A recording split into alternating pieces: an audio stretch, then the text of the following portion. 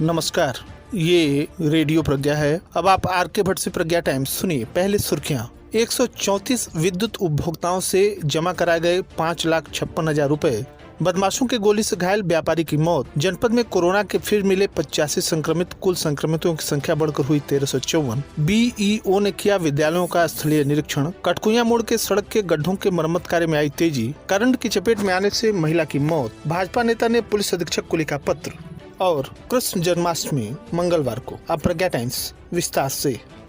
उचित उच्च प्रबंधन के निर्देश पर कार्रवाई करते हुए पडरौना नगर के 126 उपभोक्ताओं के विद्युत बिल की जांच की गई, जिसमें 99 उपभोक्ताओं के द्वारा करीब 5 लाख रुपए राजस्व जमा किए गए। इसी प्रकार ग्रामीण क्षेत्र के 35 उपभोक्ताओं के द्वारा 56,000 राजस्व जमा कराया गया। इस संबंध में अवर अभियंता सर्वेश दुबे ने बताया कि उच्च प्रबंधन की ओर से राजस्व वसूली के लिए सख्त निर्देश दिए गए हैं, जिसमें 3 माह या 10,000 रुपए से ऊपर के विद्युत बिल बकायेदार उपभोक्ताओं से किसी भी स्थिति में विद्युत बिल जमा कराने अन्यथा उनकी लाइन कटवाए जाने का निर्देश दिया गया है। यदि उपभोक्ता लाइन कटवाने के बाद बिना विभाग की अनुमति के लाइन जुड़वाकर विद्युत उपयोग करते हुए पाया जाएगा तो उसके खिलाफ प्राथमिकी दर्ज कर आवश्यक वैधानिक कार्रवाई कराई जाएगी। विभाग प्राथमिकता के आधार पर पहले अपने उपभोक्ताओं की समस्या का समाधान करेगा। जो अपना विद्युत बिल समय से जमा करते हैं, विभाग विद्युत बकायेदारों की समस्या दूर करने के लिए सदैव तत्पर रहता है। बीते 6 अगस्त को बदमाशों ने ज्वेलरी व्यापारी को गोली मार दी थी। व्यापारी की सोमवार को इलाज के दौरान मौत हो गई। पुलिस ने हत्या और लूट का मामला दर्ज कर आरोपियों की तलाश शुरू कर दी है। जिले में बीते 6 अगस्त को असलाधारी बदमाशों ने रामकोला क्षेत्र में लूट के इरादे से व्यवसायी को गोली मार दी थी। इस घटना में घायल व्यापारी की गोरखपुर में सोमवार को इलाज के दौरान मौत हुई। व्यापारी के पेट में 2 गोली तथा पैर में 1 गोली लगी थी। 6 अगस्त की शाम को लक्ष्मीगंज के पास स्थित अपनी आभूषण की दुकान बंद कर व्यापारी घर की तरफ निकला ही था कि व्यवसायी की मोटरसाइकिल नेशनल हाईवे पर रामकोला थाना क्षेत्र के चंदरपुर गाँव के सामने पड़ने वाले पेट्रोल पंप के पास मोटरसाइकिल सवार बदमाशों ने घेर लिया। डिग्गी में रखे हुए जेवरात लूटने का प्रयास किया, जिससे व्यापारी की भिड़ंत हो गई। इसी बीच बदमाशों ने व्यापारी पर फायर झोंक कर उसे घायल कर दिया। गोली चलने की आवाज सुनकर अचानक दौड़े लोगों को देखकर फायर करते हुए बदमाश फरार हो गए। घायल व्यापारी को रामकोला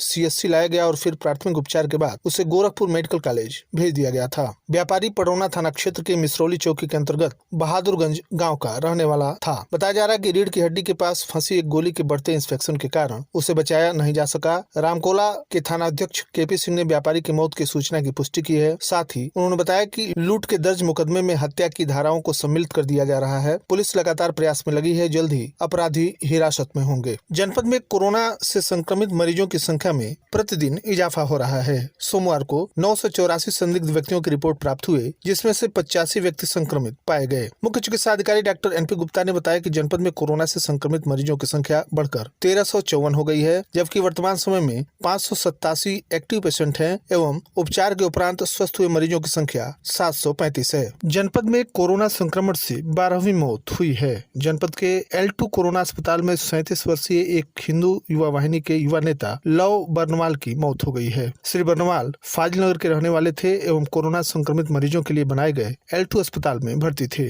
मुख्य चिकित्सा अधिकारी के द्वारा जारी प्रेस नोट में इस बात की भी पुष्टि नहीं की गई है। वर्तमान समय में जनपद में कुल 224 कंटेनमेंट क्षेत्र चिन्हित किए गए हैं, जबकि अब तक कुल 24,155 संदिग्ध व्यक्तियों के सैंपल जांच कराए गए। सोमवार को 50 व्यक्तियों के sample BRD medical college Gorakhpur भेजे गए हैं। सुकरौली बाजार से प्राप्त सूचना के अनुसार संक्रमण की वजह से दिन प्रतिदिन विकासखंड में कोरोना से संक्रमितों की संख्या में इजाफा हो रहा है। सोमवार को सामुदायिक स्वास्थ्य केंद्र सुकरौली में जांच टीम के द्वारा लगभग 74 लोगों की जांच की गई, जिसमें 7 लोगों की रिपोर्ट पॉजिटिव आई। सुकरौली में 1, बढ़िया बुजुर्ग में 1, वृंदावन में 1, बहवास में 1, जुल्हनिया में 1, पिपरही में 2 लोग पॉजिटिव पाए गए। Doctor Hemant Verma, doctor Swapnil Srivastava, doctor Dilip Gupta, LT Ravindra Singh, KK Singh, Rajendra Singh, Bashir Ahmed एवं अन्य स्वास्थ्य कर्मियों के द्वारा उक्त जांच कार्य को अंजाम दिया जा रहा है। मोतीचक एवं कप्तानगंज विकासखंड के विभिन्न प्राथमिक एवं जूनियर विद्यालयों को सोमवार को खंड शिक्षा अधिकारी मोतीचक सत्य प्रकाश कुशवाहा ने स्थलीय निरीक्षण किया, जिसमें उन्होंने अध्यापकों, प्रधानाध्यापकों को शासन के द्वारा निर्देशित बच्चों को कवर्जन कास्ट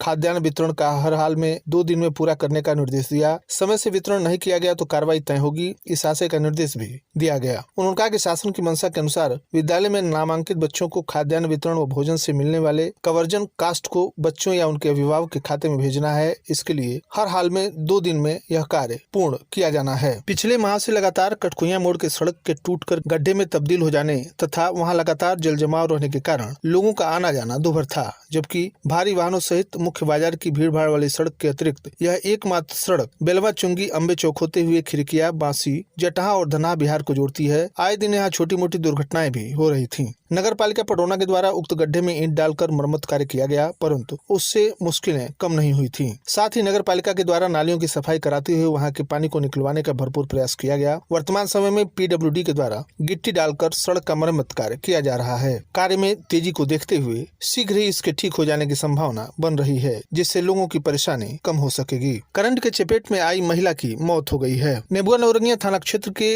रायपुर फुलवरिया गाँव में रविवार को पंखे का प्लग बोर्ड में लगाते समय करंट की चपेट में आने से 45 वर्षीय एक महिला की हालत बिगड़ गई। उसे परिजन अस्पताल ले गए, जहां डॉक्टर ने उसे मृत घोषित कर दिया। इस गांव के रहने वाले भोरई की 45 वर्षीय पत्नी बिंदा देवी रविवार को दोपहर में करीब 1 बजे पंखा चलाने के लिए प्लग लगा रही थी, तभी करंट की चपेट में आ गयी। करंट के चपेट में आने से वह बेहोश होकर गिर पड़ी। परिजन उन्हें प्राथमिक स्वास्थ्य केंद्र जोगिया ले गए, जहाँ डॉक्टर ने उन्हें हालत गंभीर देखकर जिला अस्पताल रेफर कर दिया। परिजन जिला अस्पताल लेकर पहुंचे, जहाँ डॉक्टरों ने उन्हें मृत घोषित कर दिया। भारतीय जनता पार्टी के जिला महामंत्री पिछड़ा मोर्चा अमरनाथ मदेशिया ने टेकुआटार के पुलिस चौकी पर तैनात कांस्टेबल की कार्यप्रणाली पर गंभीर सवाल खड़ा करते हुए पुलिस अधीक्षक से कार्रवाई की मांग की है। पत्र में भाजपा नेता का कहना है कि चौकी पर तैनात कांस्टेबल सुनील यादव की अमर्यादित कार्यप्रणाली से दुकानदार एवं ग्रामीण क्षुब्ध हैं। रविवार की देर शाम टेकुआटार डीह टोला निवासी देवेंद्र मदेशिया, जो गंभीर बीमार हैं, अपने बंद दुकान के सामने मास्क लगाकर अकेले बैठे थे। इस दौरान आए सिपाही सुनील यादव ने उनके साथ दुर्व्यवहार किया, जिससे उनकी तबीयत अचानक बिगड़ गई। ऐसे में तमाम दुकानदार तथा स्थानीय लोगों ने सिपाही के कार्यप्रणाली से क्षुब्ध होकर कार्रवाई की मांग की है। इस संबंध में सीओ खड्डा शिव स्वरूप ने कहा कि जांच कर सामने आए तथ्यों के आधार पर उचित कार्रवाई की जाएगी। कृष्ण जन्माष्टमी का पर्व मंगलवार को मनाया जाएगा। महर्षि पराशर ज्योतिष संस्थान ट्रस्ट के ज्योतिषाचार्य पंडित राकेश पांडे ने जानकारी देते हुए बताया कि गृहस्थ जनों का जन्माष्टमी का पर्व मंगलवार को है। इस दिन व्रत रहते हुए मध्य रात्रि श्री कृष्ण जन्मोत्सव संपन्न होगा, जबकि वैष्णव जनों का जन्माष्टमी बुधवार को संपन्न होगा। जन्माष्टमी को लेकर आमजन के भ्रम का समाधान करते हुए पंडित राकेश पांडे ने कहा कि वैष्णव जनों का एक दिन पश्चात व्रत रहता है, जबकि गृहस्थ मंगलवार को व्रत रहते हुए पारंपरिक रूप से श्री कृष्ण जन्मोत्सव का पर्व मनाएंगे। इस बार कोरोना संक्रमण के कारण पर्याप्त सावधानी बरतते हुए यह पर्व मनाया जाना है। हाटा कोतवाली क्षेत्र के गांव कोरौली निवासी पत्रकार ब्रजेश शुक्ला के पुत्र की हत्या की खबर सुनकर सोमवार को पूर्व कैबिनेट मंत्री ब्रह्माशंकर त्रिपाठी ने पीड़ित परिवार के घर पहुंचकर सांत्वना दी।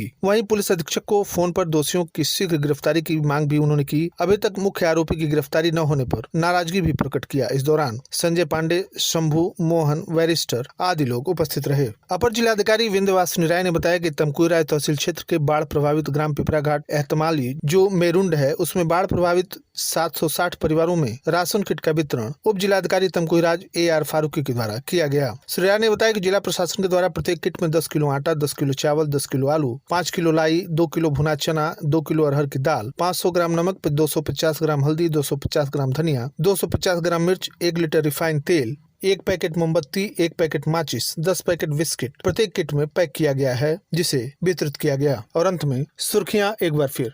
134 विद्युत उपभोक्ताओं से जमा कराए गए 5,56,000 रुपए। बदमाशों के गोली से घायल व्यापारी की मौत। जनपद में कोरोना के फिर मिले 85 नए संक्रमित। कुल संक्रमितों की संख्या बढ़कर हुई 1354। BEO ने किया विद्यालयों का स्थलीय निरीक्षण। कटकुइया मोड़ के सड़क के गड्ढों के मरम्मत कार्य में आई तेजी। करंट की चपेट में आने से महिला की हुई मौत। भाजपा नेता ने पुलिस अधीक्षक को लिखा पत्र। और कृष्ण जन्माष्टमी का पर्व मंगलवार को। इसी के साथ प्रज्ञा टाइम्स का ये अंक यहीं समाप्त हुआ। नमस्कार।